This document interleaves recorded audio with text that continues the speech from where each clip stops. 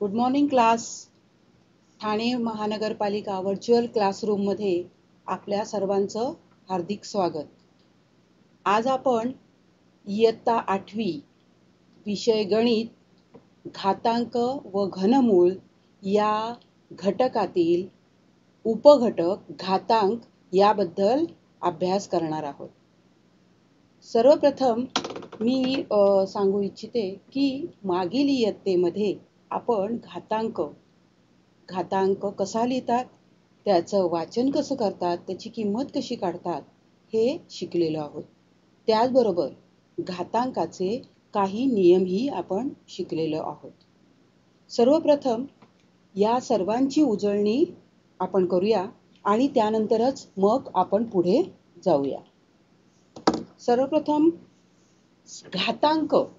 घातांक कसा लिहितात, तर घातांकित संख्या लिहिताना आपण कसे लिहावे यासाठी एक उदाहरण पाहूया.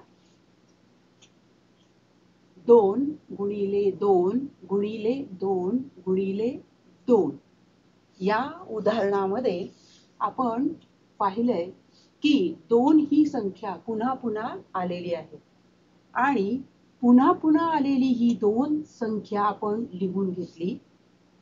ही संख्या किती वेळा आली? 1 2 3 4 4 वेळा आली, म्हणून 2च्या डोक्यावर आपण 4 हे लिहिले. 2च्या डोक्यावर लिहिलेले हे 4, यामध्ये 2 हा पाया आहे आणि 4 हा त्याचा घातांक आहे.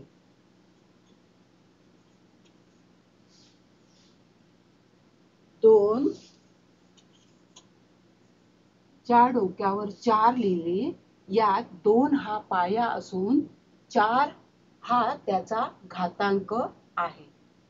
या संख्येचे वाचन करताना आपण त्याचे वाचन 2चा चौथा घात असे वाचन करतो. हे तुम्हाला आठवत असेलच. तर या घातांकित संख्येची किंमत जेव्हा आपल्याला काढायची असते, त्यावेळेला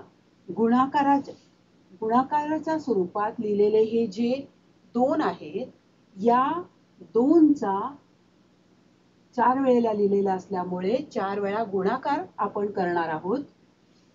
2 म्हणजेच बे दुणे 4, 4 दुणे 8 आणि 8 दुणे 16, म्हणजेच 2चा चौथा घात याची किंमत आली 16. पुन्हा एकदा बघूया. बे दुणे 4, 4 दुणे 8 आणि 8 दुणे 16, 2चा चौथा घात आला 16. अशा प्रकारे आपण घातांकित संख्या कशी लिहितो, त्यातील पाया कोणता, त्यातला घातांक कोणता आणि त्याची किंमत किती हे आपण पाहिलं. याचबरोबर आपण घातांकाचे काही नियमही शिकलेलो आहोत. या घातांकित नियमांची उजळणी आता आपण करणार आहोत. या घातांकित संख्येमध्ये जर का m व n या पूर्णांक संख्या असतील, तर जर m व n हे पूर्णांक संख्या असतील,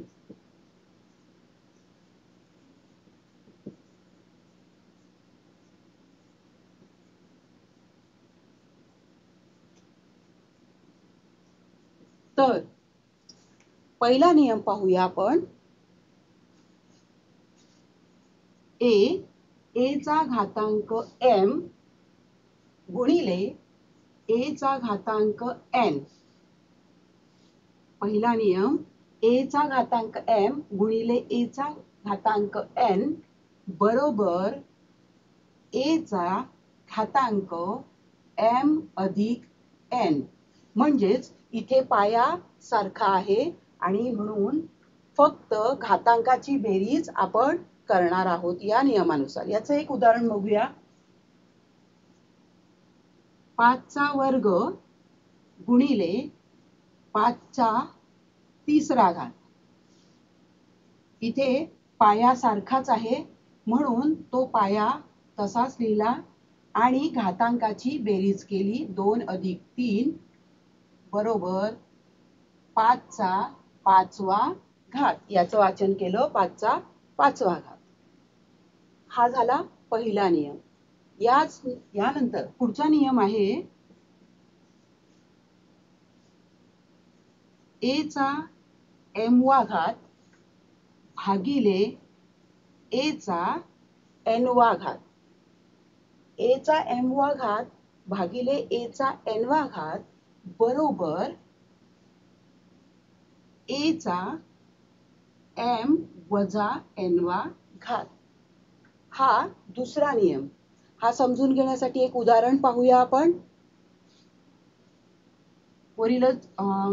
वरच्या प्रमाणेच उदाहरण घेते. 6चा तिसरा घात भागिले 6चा दुसरा घात. नियमाप्रमाणे आपल्याला काय करायचंय तर वरच्या घातांकाची वजाबाकी करायची आहे. बरोबर 6चा 3 वजा दुसरा घात म्हणजेच 6चा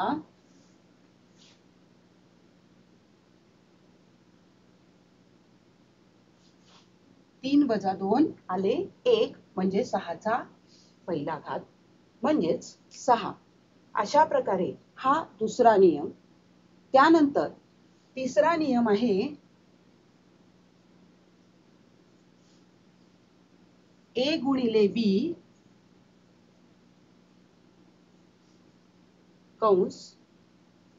कंसाचा घातांक m असं असेल तेव्हा काय करायचं आहे तर यामध्ये a चा घातांक m गुणिले b चा घातांक m असा हा नियम दिलेला आहे. याप्रमाणे एक उदाहरण सोडून बघूया.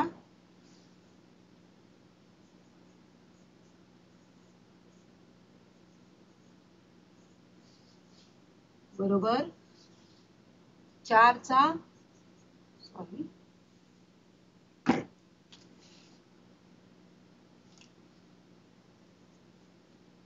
एमच्या ठिकाणी अंक घ्यायचा राहिला होता तो घेतला 3. 4चा तिसरा घात म्हणजेच 4चा घन गुणिले 3चा तिसरा घात. आले लक्षात. यानंतर याच्या पुढचे नियम आपण पाहूया.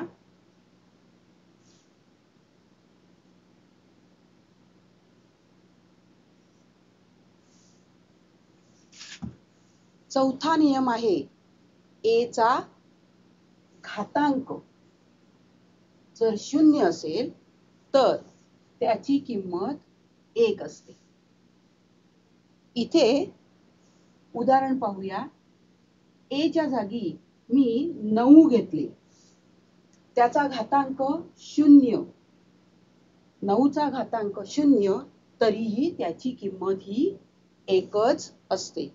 9च्या जागी मी 10 घेतले किंवा 5 घेतले, कोणतीही संख्या घेतली तरी सुद्धा त्याची किंमत ही 1च येणार आहे.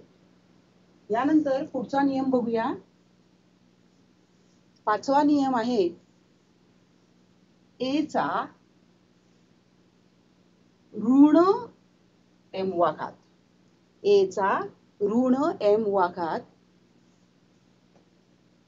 या संदर्भात नियम आहे की हा पाया तसाच लिहिला a आणि हा a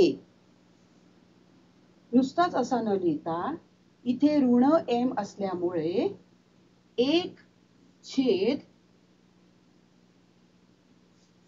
a चा m वा घात असे लिहायचे असते.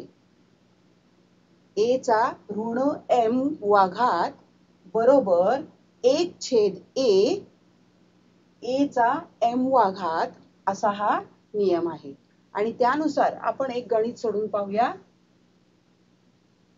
या नियमामध्ये आपण अक्षर आहे तिथे संख्या घालून पाहूया. 5 चा ऋण दुसरा घात बरोबर 1/5 चा दुसरा घात. अशा या नियमाप्रमाणे आपण संख्येचे उत्तर संख्या तिथे वापरून उत्तर काढू शकतो. त्यानंतर पुढचं उदाहरण आहे, पुढचा नियम आहे कंसामध्ये a चा m वा घात कंसामध्ये m चा घात कंसात a चा m वा घात आणि त्या कंसाचा n वा घात बरोबर a पाया आणि घातांक असलेल्या ह्या दोघांचा गुणाकार म्हणजेच a चा mn हा घात आहे. a चा घातांक mn. या संदर्भात उदाहरण पाहूया.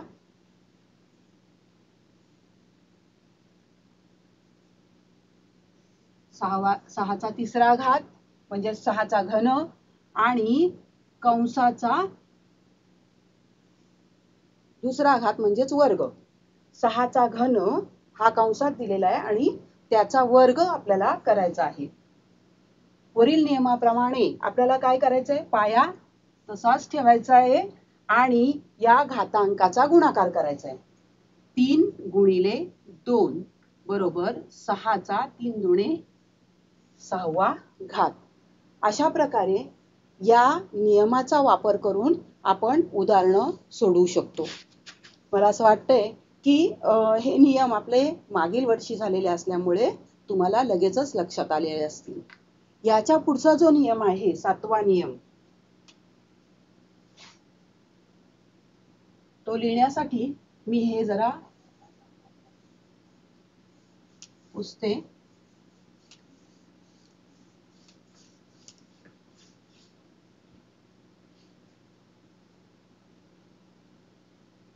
सातवा नियम काय आहे?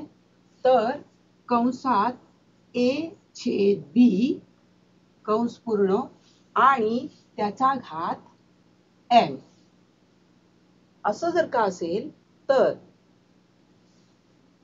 a/b कंसाचा m वा घात बरोबर a चा m वा घात छेदस्थानी b चा सुद्धा m वा घात. कंसात असणाऱ्या या परिमेय संख्येचा ह्या a/b या संख्येचा m वा घात याचं उत्तर अंशस्थानी असलेल्या संख्येच्या डोक्यावर सुद्धा हाच घात येईल आणि तसंच छेदस्थानी असलेल्या संख्येच्या डोक्यावर सुद्धा हाच घात येईल. उदाहरण पाहूया.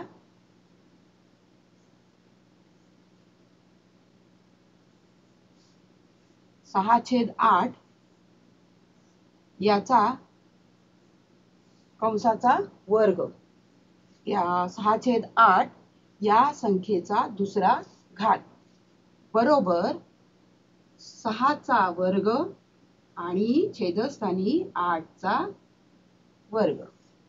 आले लक्षात? यानंतर पुढच्या नियमाकडे वळूया. 8वा नियम आहे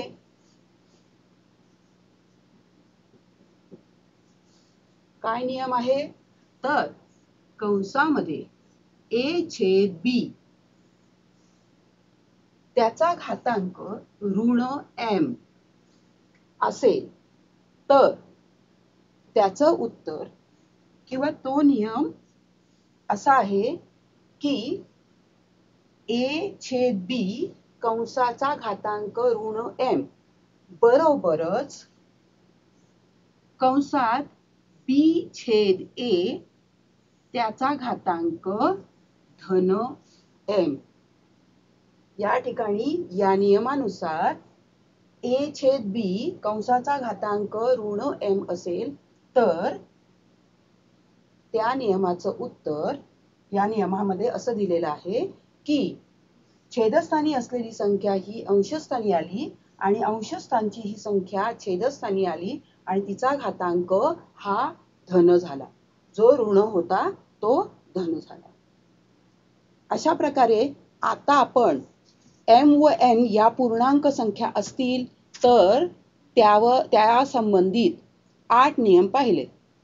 यावर आधारित एक उदाहरण आपल्या पाठ्यपुस्तकामध्ये काही उदाहरणं दिलेली आहेत. तर ती उदाहरणं आपण सोडूया.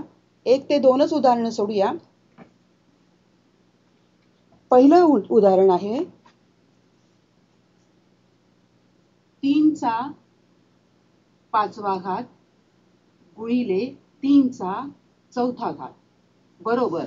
पहिल्या नियमानुसार आपण काय करतो तर पाया सेम असेल तर वरच्या घातांकाची बेरीज करतो आणि त्याचं उत्तर काढतो. पाया 3 बेरीज आली आहे 9 म्हणजेच 3 चा 9वा घात. अशा प्रकारे पहिल्या नियमाचा वापर करून आपण हे गणित सोडवलं. अजून एक दुसरं गणित आपण पाहूया.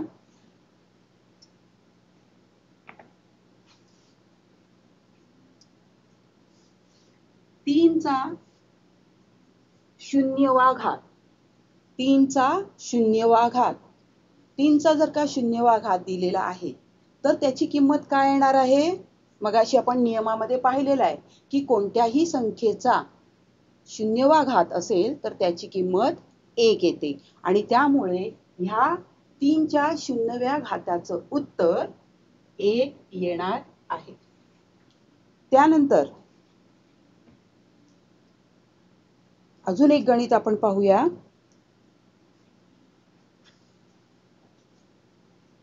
3 चा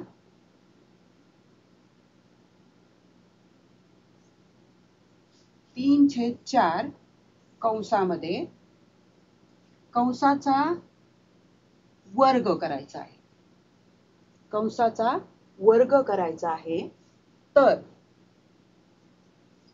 हे पहा इथे 7वा नियम यानुसार 3 चा वर्ग छेदस्थानी 4 चा वर्ग याप्रमाणे आपण शिकलेल्या नियमांचा वापर करून ही उदाहरणं सोडवायची असतात. यापुढे जाऊन आपल्याला आता घातांक या भागातील पुढचा भाग शिकायचा आहे. तो म्हणजे काय तर घातांक परिमेय संख्या असलेल्या संख्यांचा अर्थ काय. आपल्याला परिमेय संख्या असलेल्या संख्यांचा अर्थ शोधायचा आहे. आता परिमेय संख्या माहित आहेत तुम्हाला. परिमेय संख्या कोणत्या तर अपूर्णांकाच्या स्वरूपात असणाऱ्या 1/2 1/3 1/4 1/5 1/6 या प्रकारे अपूर्णांक स्वरूपात असणाऱ्या ह्या ज्या परिमेय संख्या जर का घातांक म्हणून दिलेल्या असतील तर आपण त्याचं उत्तर पाहणार आहोत किंवा त्याचा अर्थ शोधणार आहोत. काय तर संख्येचा घातांक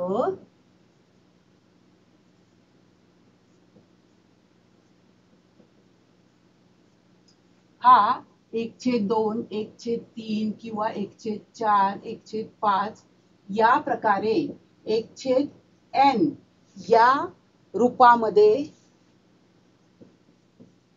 असेल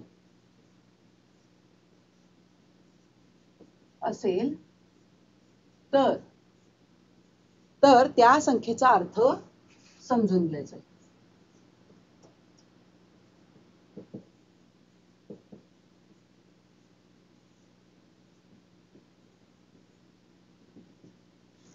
आता साधारणपणे आपण बघतो की एखाद्या संख्येचा आपल्याला वर्ग लिहायचा आहे तर आपण काय करतो ती संख्या लिहितो आणि तिच्या डोक्यावर घातांक लिहितो.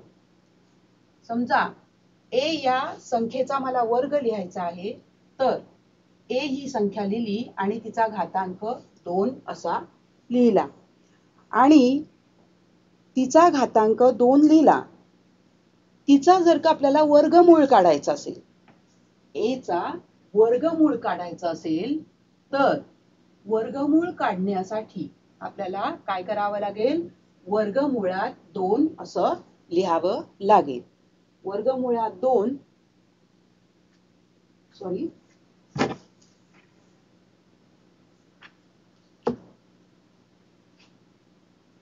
ए चा वर्ग बरोबर हा आपण असा लिहिला आणि वर्गमूळ आपल्याला ए चे वर्गमूळ लिहायचे आहे. ते वर्गमूळ लिहिण्यासाठी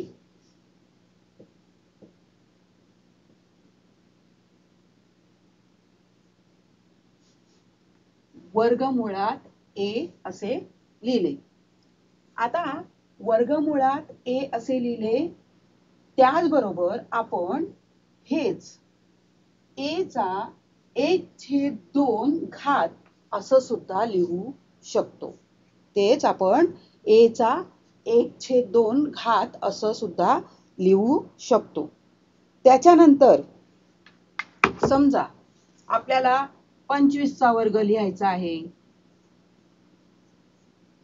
तर 25 चा वर्ग 25 च्या डोक्यावर 2 घातांक लिहून आपण 25 चा वर्ग लिहिलेला आहे आणि याच्या पुढे आपल्याला 25 चं वर्गमूळ काढायचं आहे. तर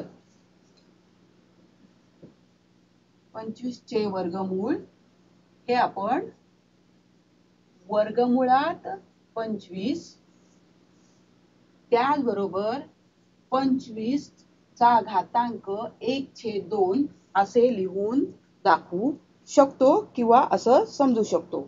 म्हणजेच सर्वसाधारणपणे ए या संख्येचा वर्ग हा ए वर्ग आणि ए चे वर्गमूळ हे वर्गमुळात ए किंवा ए चा 1/2 घातांक असे लिहितात. तसंच ए या संख्येचा घन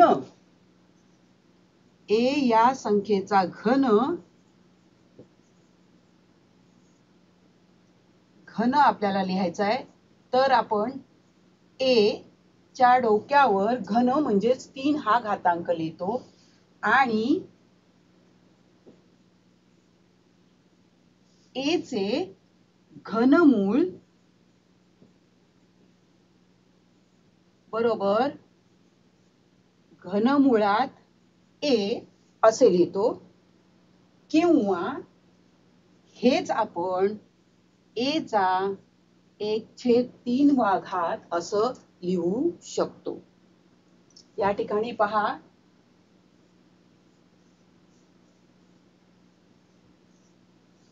तुमच्या लक्षात येईल की या ठिकाणी घातांक आपण परिमेय संख्यांच्या रूपात लिहिलेला आहे. 1/2 इथे आलेला आहे 1/2 आणि इथे आलेला आहे 1/3. इथे आपण घातांक परिमेय संख्यांच्या रूपामध्ये लिहिलेलं आहे. म्हणजेच सामान्यपणे जर का ए चे nवे मूळ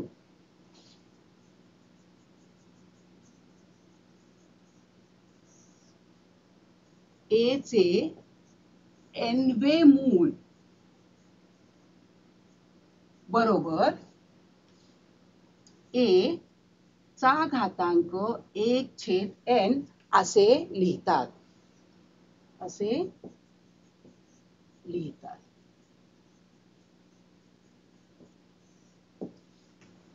यावरून आपल्याला लक्षात येईल की या ज्या परिमेय संख्या आहेत, ह्या परिमेय संख्या वर्गमूळ लिहिताना किंवा दिलेल्या संख्येचे मूळ लिहिताना वापरल्या जातात. यावर आधारित आपण उदाहरण पाहूया.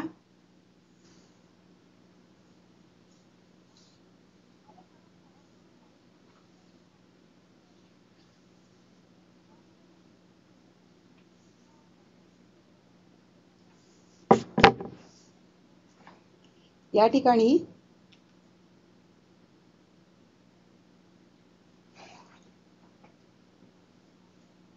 हाच नियम मी वर लिहिते. ए चे n-वे मूळ बरोबर ए चा 1/n हा घात होय. हे समजून घेण्यासाठी आपण पुढील गणित पाहूया. 128 याचा घात 1/3. 128 याचा घात 1/3. याचं वाचन आपण काय करतो तर 128 चे तिसरे मूळ. 128 चे तिसरे मूळ. 128 चे तिसरे मूळ म्हणजेच 128 चे तिसरे मूळ हे अशा प्रकारे लिहितात. परिमेय संख्येचा जेव्हा वापर घातांकाच्या ठिकाणी केलेला असतो त्यावेळेला ती परिमेय संख्या या संख्येची मूळ असते. वाचन करताना परिमेय संख्येतील छेदस्थानी असलेली जी संख्या आहे किंवा जो अंक आहे तो मूळ म्हणून आपण लिहित असतो. अजून एक उदाहरण पाहूया. 900 चा 1/12 घात आहे. याचं वाचन कसं करणार तर 900 चे या परिमेय संख्येतला छेद 12 12वे मूळ. लक्षात आलंय. आता यावर आधारित आपल्याला पाठ्यपुस्तकामध्ये सराव संच दिलेला आहे तर त्यातील काही उदाहरणं आपण सोडवूया म्हणजे आपल्या ते व्यवस्थित लक्षात येईल. समजा तुम्हाला उदाहरण दिलेलं आहे की 17 चे घन मूळ किंवा या स्वरूपात आपण पहिला संख्या घेऊया. तिसरं गणित 81 च 1/9 घात. याचं वाचन 81 चे 81 चा 9वे मूळ. 81 चे 9वे मूळ. अजून एक गणित पाहूया.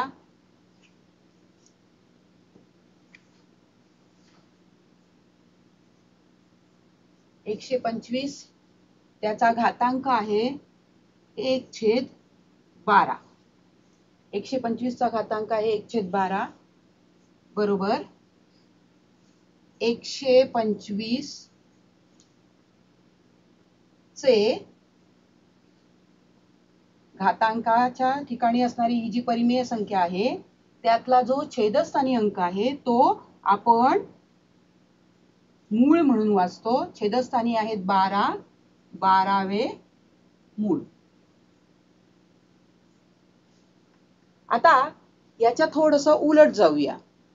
म्हणजेच आपल्याला जर का ह्या अशा प्रकारे वाचन दिलेलं असेल तर त्यावरून आपल्याला अशी संख्या लिहायची आहे.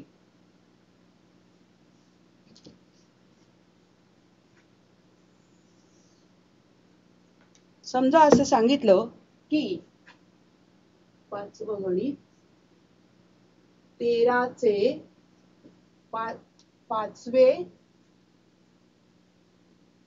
मूळ बरोबर 13 चे 5वे मूळ. मग 13 हा पाया आहे. त्यानंतर 5वे मूळ म्हणजेच 1/5. अशा प्रकारे आपल्याला हे उत्तर काढायचं आहे. त्यानंतर अजून एक गणित पाहूया. 256 चे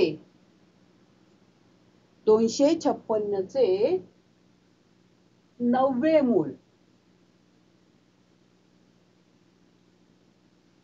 बरोबर 256 56चे 9वे मूळ. 256 अगोदर लिहिले, त्यानंतर त्याचे 9वे मूळ म्हणजेच 1/9 हे घातांकाच्या ठिकाणी, घाताच्या ठिकाणी लिहायचे आहे. अजून एक उदाहरण पाहूया. 17चे घनमूळ. 17चे घनमूळ. 17 पाया आहे तो लिहिला. घनमूळ, घन म्हणजे 3, 1/3. 17चा घातांक 1/3. या प्रकारे आपण घातांक परिमेय संख्या असेल तर त्या संख्येचा अर्थ काय होतो हे अभ्यासलं आणि त्यावरील ही उदाहरणं सुद्धा पाहिलेली आहेत. यानंतर आपल्याला पुढील भागाकडे वळायचं आहे. पुढील भाग आहे की संख्येचा घातांक. संख्येचा घातांक आता आपण पाहिला होता की परिमेय संख्येच्या रूपामध्ये म्हणजेच 1/n च्या रूपात असेल तर त्याचा अर्थ काय, आणि त्याच्या पुढे जाऊन आपल्याला पुढचा भाग बघायचा आहे की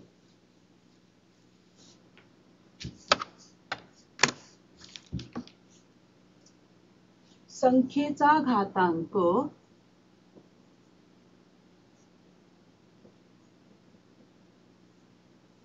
हा जर का m/n या रूपातील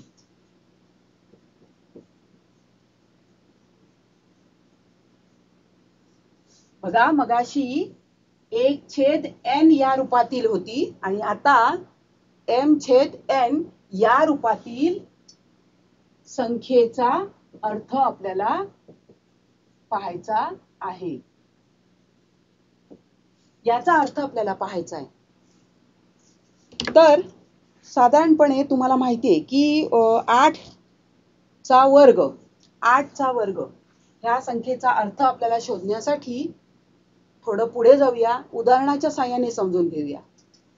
8चा वर्ग हा किती येतो तर 8 × 8 बरोबर 64. 8 × 8 बरोबर 64 हा 8चा वर्ग येतो. आणि 64चे घनमूळ.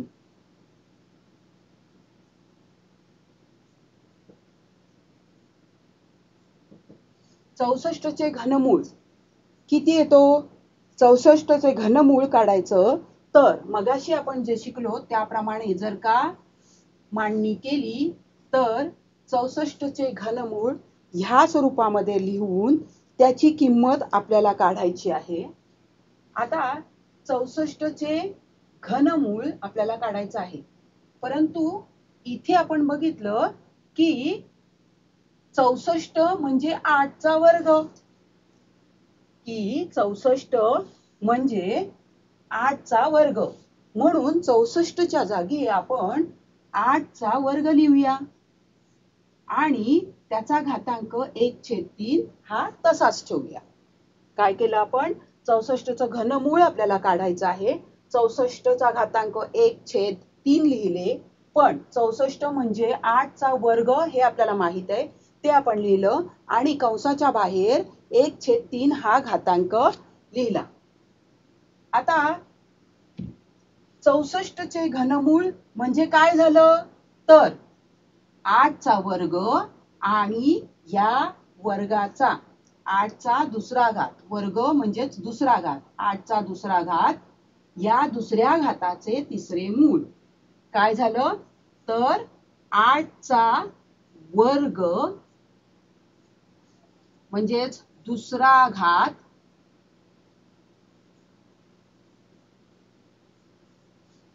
त्याचे तिसरे मूळ. 8चा वर्ग त्याचे तिसरे मूळ. आता हे झालं उत्तर आपण काढलेलं जे आहे की 8च्या वर्गाचे तिसरे मूळ म्हणजेच घनमूळ.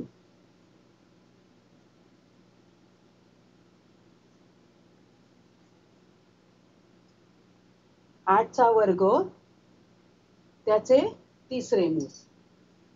यानंतर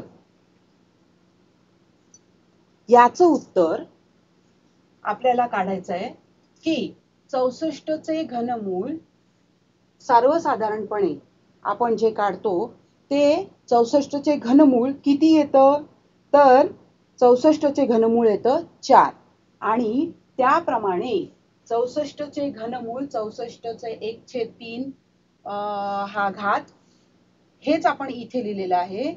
त्यामुळे ह्याचं उत्तर येणार 4. तेच आपण पुढे लिहूया की 64चे घनमूळ बरोबर 8चा, थोडक्यात लिहिते, 8चा वर्ग त्याचे तिसरे किंवा घनमूळ बरोबर आले 4. तिसरे मूळ बरोबर आले 4.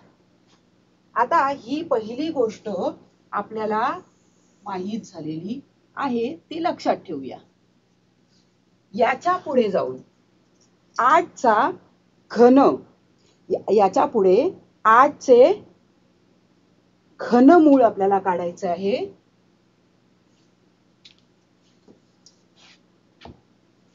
इथे काढूया का? 8चे घनमूळ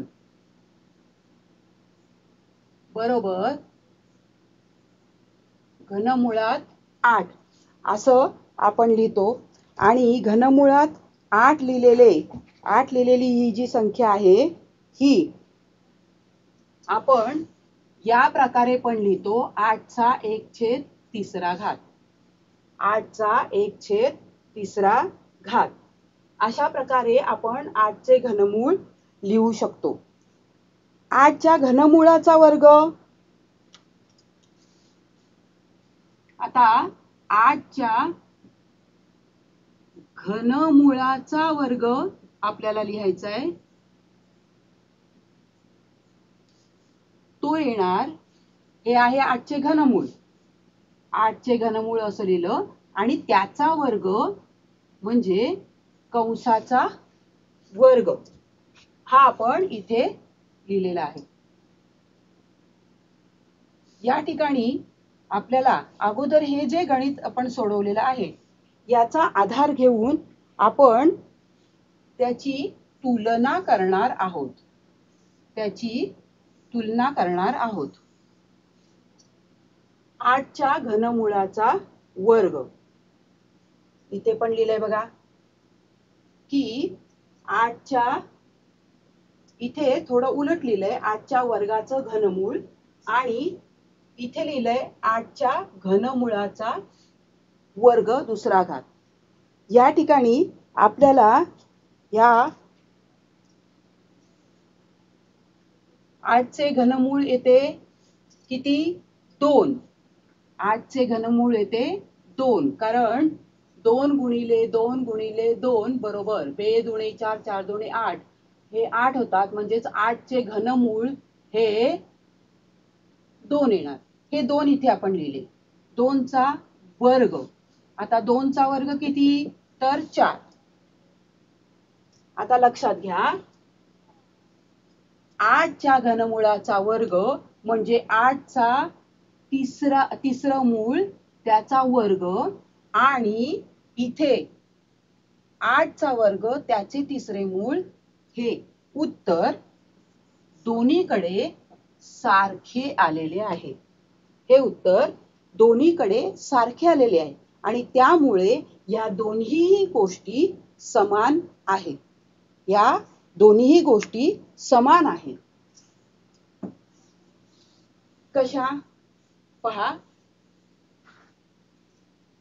तर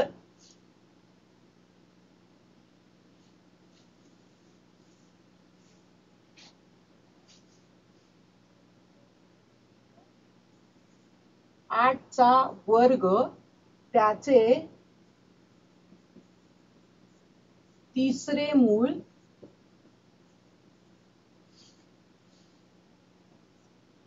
बरोबर 4 आणि 8च्या घनमुळाचा वर्ग 8च्या घनमुळाचा वर्ग हा आलेला आहे 4. या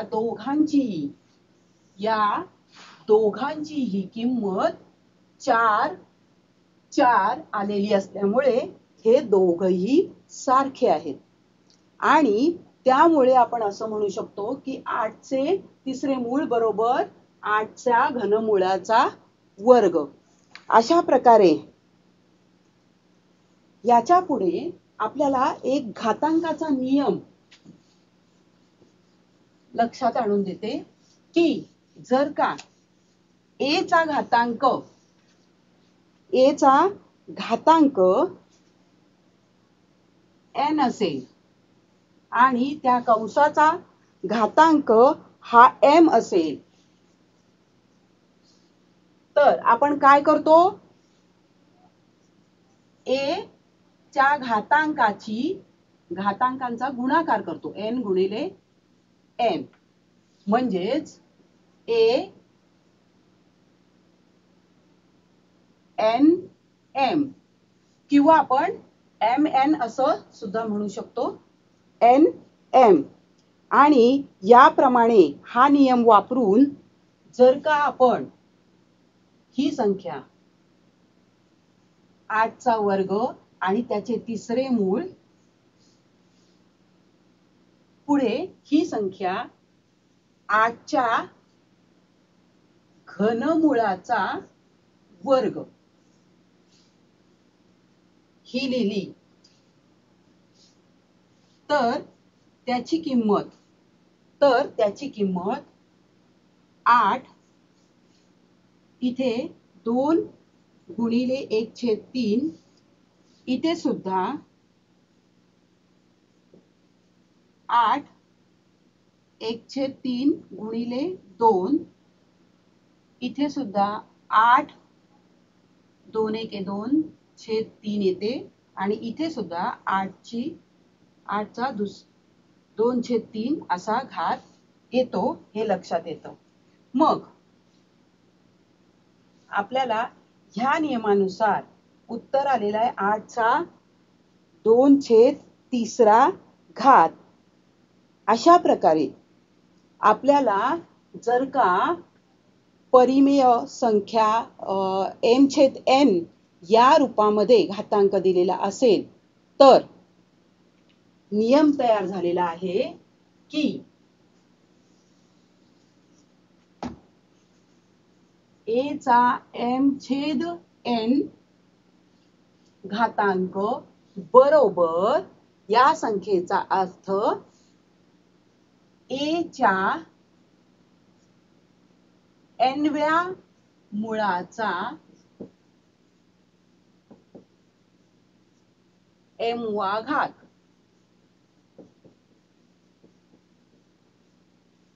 a च्या n-व्या मुळाचा m-वा घात. अशा प्रकारे यावर आधारित आपण उदाहरण सोडूया म्हणजे तुमच्या व्यवस्थित लक्षात येईल.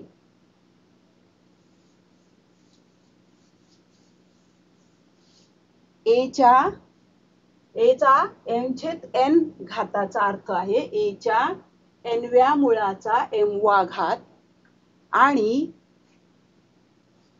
त्याचबरोबर आपण असंही लिहू शकतो की a च्या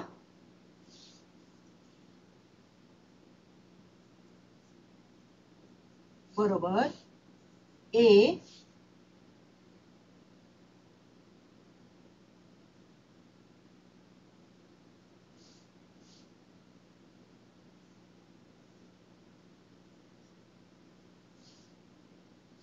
m गुणिले 1 बरोबर m/n अशीच याची किंमत येते. मात्र ह्याचं वाचन थोडं वेगळं होणार की ए च्या एम व्या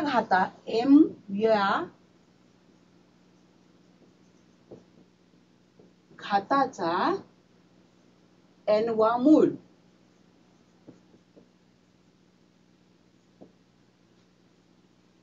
ह्या दोन्ही संख्या सारख्याच आहेत, फक्त याचं वाचन हे उलट सुलट केलेलं आहे. इथे अगोदर मुळाचं वाचन केलंय, नंतर घाताचं वाचन केलेलं आहे. तर इथे पहिला घाताचे वाचन केलंय आणि नंतर मुळाचे वाचन केलेलं आहे. दोन्ही प्रकारे आपण याचं वाचन हे करू शकतो. यावर आधारित एक उदाहरण पाहूया.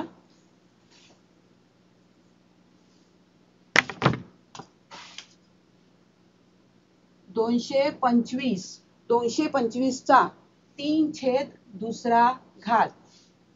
बरोबर. याचं वाचन काय येणार?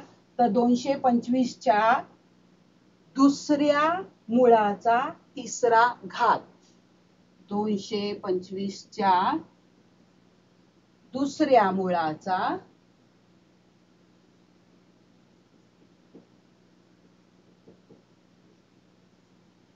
तिसरा घात.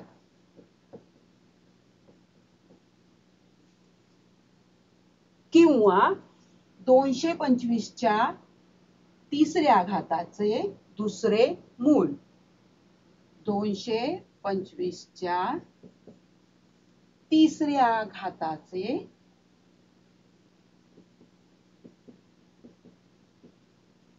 दुसरे मूळ. येते लक्षात? म्हणजेच इथे आपण दोन प्रकारे वाचन करू शकतो. यावर आधारित आपण दोन उदाहरणं सोडवणार आहोत.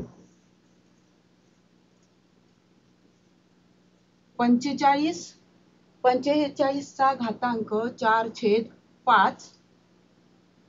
उलट सुलट आपल्याला प्रश्न विचारले जातात आणि त्यानुसार कधी आपल्याला हे वाचन दिलं जातं की 225 च्या दुसऱ्या मुळाचा तिसरा घात आणि त्यावरून आपल्याला ही संख्या लिहायची असते, तर कधी ही संख्या देऊन त्याचं वाचन करायला सांगितलेलं असतं. तर पहिला आपण ही उदाहरणं पाहू आणि नंतर उलट उदाहरणं पाहू. तर याचं वाचन काय येणार? 45 च्या 5व्या मुळाचे 4था घात. आणि उलट अजून दुसऱ्या प्रकारे कसं वाचन करणार? तर 45 च्या 4थ्या घाताचा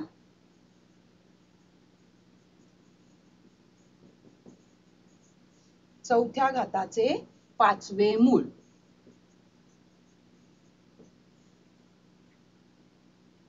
हेच उदाहरण आपण आता उलट दिशेने पाहूया. सोडवलेलंच उदाहरण पाहूया. काय दिलेलं आहे? तर 225 च्या दुसऱ्या मुळाचा तिसरा घात. 225 च्या दुसऱ्या मुळाचा तिसरा घात. पाया दिलेला आहे 225. मग 225 इथे लिहिले. 225 च्या दुसऱ्या मुळाचा मूळ म्हणजे छेदस्थानी असणारी संख्या आणि त्याचा तिसरा घात. त्यामुळे हे अशा प्रकारे आपण त्याचं लेखन करू शकतो. किंवा ह्या प्रकारे जर का हवं असेल तरी सुद्धा 225 च्या तिसऱ्या घाताचे दुसरे मूळ. अजून एक उदाहरण पाहूया. म्हणजे तुमच्या व्यवस्थित लक्षात येईल. 121 च्या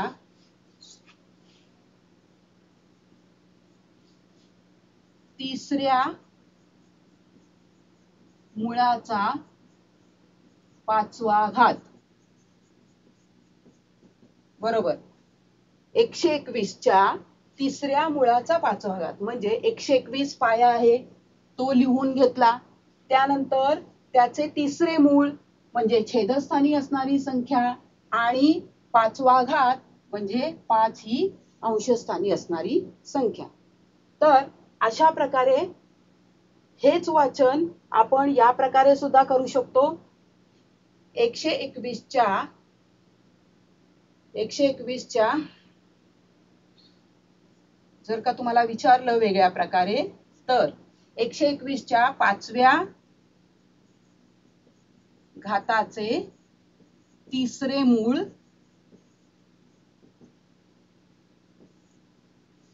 मूळ सांगा. तर पुन्हा 121 पाया आणि 5वा घात त्याचे तिसरे मूळ. अशा प्रकारे आपण ही उदाहरणं सोडवू शकतो. मला असं वाटतं की तुमच्या व्यवस्थित प्रकारे लक्षात आलं असेल. आज आपण इथेच थांबणार आहोत. आपण घातांक असणाऱ्या संख्येचं वाचन कसं करायचं, घातांकाचे काही नियम, आणि त्यानंतर घातांकित संख्या जर परिमेय संख्या असेल तर तिचा अर्थ काय, त्याचबरोबर परिमेय संख्या ही जर का n/n रूपात असेल तर त्या संख्येचा अर्थ काय हे आपण पाहिलं. त्यावर आधारित काही उदाहरणं सुद्धा आपण सोडवलेली आहेत. तर आज आपण इथेच थांबूया आणि तुम्ही सर्व या वर्गास उपस्थित राहिले त्याबद्दल धन्यवाद. Thank you.